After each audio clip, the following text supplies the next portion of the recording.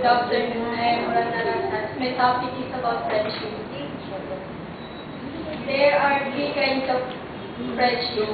Yung una, casual friendship. Pangalawa, yung close friendship. Pangatlo, yung intimate friendship. Yung close friendship, ito yung tinatawag na, yung nagkakaroon lang kayo ng contact o yung pagiging magkaibigan nyo.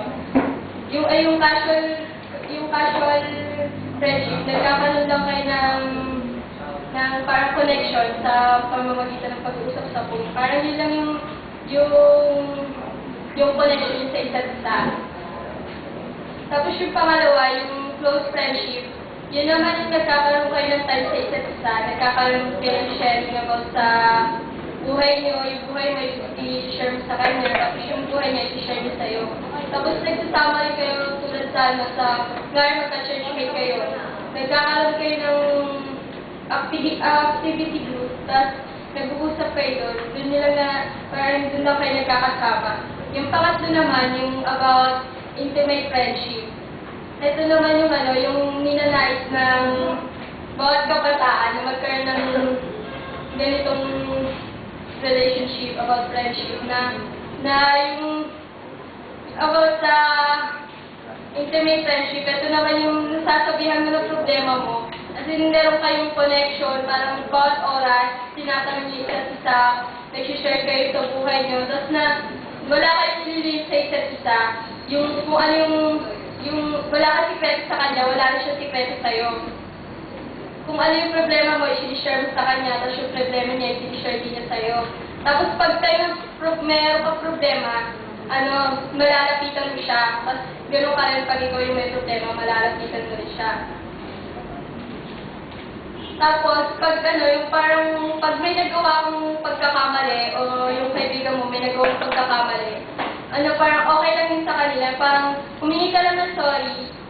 Humingi ka ng sorry sa kanya, maintindihan niya na kaya yun. Yung intimate relationship, yung intimate friendship, parang yun yung nakaka-relate sila sa bawat isa. Tapos hindi sila nagtatanong ng galit sa bawat isa. Yung pinahayaan lang nila na i-correct nila yung isa't isa. Mapayag siya magpa-correct, kung ano yung kamalian niya, sinasabi sa kanya ng friend niya, ng best friend, parang gano'n siya. Tapos kung ano naman yung kamalian ng best friend niya, yun din yung sinasabi niya sa kanya. Meron din ako yung share tungkol na. Meron akong kaibigan na parang naging habit niya na yung pagkwentuhan yung isang tao. Naging habit niya na yung pag-usapan yun kapag nakatalikod, parang backfighter. Nagiging masaya siya kapag pinag-uusapan niya yun. Tsaka pakiramdam niya, pag ikinukwento niya yun, pag marami siyang kausap, pakiramdam niya, nagiging special siya. Kasi sa kanya nakafocus lahat ng kaibigan niya. About sa kinukwento niya tungkol sa isang tao, kinukwento niya kung ano yung nangyayari doon, kinukwento niya kung ano yung ginagawa niya sa bawat araw. Tapos pakiramdam niya sa sarili niya nararamdaman special ako, parang sa akin nakafocus lahat, gano'n. Tapos, habang inaan niya yun, habang iniisip niya yun, meron nabubuo na friendship dahil sa ginagawa niya.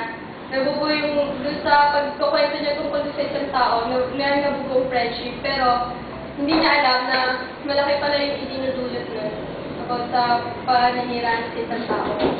Tapos, meron siyang parang kami na tinatanong niya kung paano mawawala sa kanya yun. Inano ko sa kanya na ang una dapat gawin, yung pag gano'n, na meron kang nakaaway or friend mo na nasiraan mo ng gano'n, yung unang inano ko sa kanya, yung i-admit niya yung mistake niya, tanggapin niya na nagkamali siya. Na kung ano yung mali niya, ihingi niya ng tawad sa taong yun na nagawa niya ng kasalanan. Kung ano man yung nagawa niya na magsorry siya, parang sasabihin niya na nasaktan niya yung damdamin ng kaibigan niya, na alam niya na nagkamali siya. Tapos pangalawa, i-change niya yung sarili niya. Di ba simula sa parang naging backfighter siya, i-change niya yung ugali niya. Babaguhin niya yun. Kasama na nung pag-take ng action. Kasama nung pag-alis niya aalisin niya yung bad habits niya, yung pagkukwento sa isang tao. Hahakbang siya, parang babaguhin niya yun kung ano yung pagkakamali niya. hahayaan niya lang na, hahayaan niya yung taong to, na hayaan niya yung taong to na sabihin kung ano yung pagkakamali niya, tapos tatanggapin niya yun.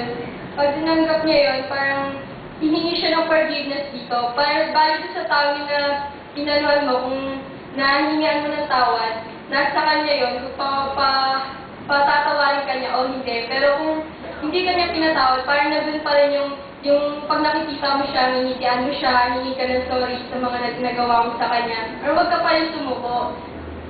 Pero pag yung time na hindi ka pa rin niya mapatawad, ganun pa rin gawin mo.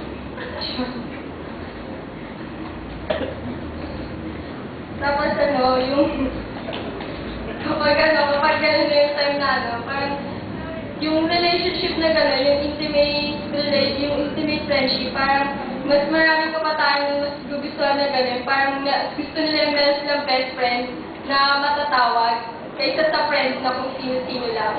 Mas maganda yung best friend.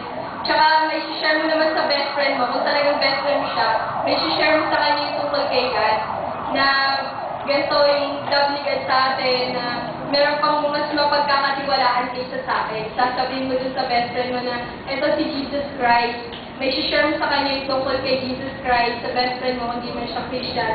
May share mo sa kanya yung sasabihin mo, mas mapagkakatiwalaan mo siya. Kung nagtitiwala ka sa akin, mas magtiwala ka kay Jesus Christ. Kasi si Jesus Christ, siya yung nagbulis ng buhay para sa atin. Parang yung love niya para sa atin, makikita rin. That's all, sir. Thank you.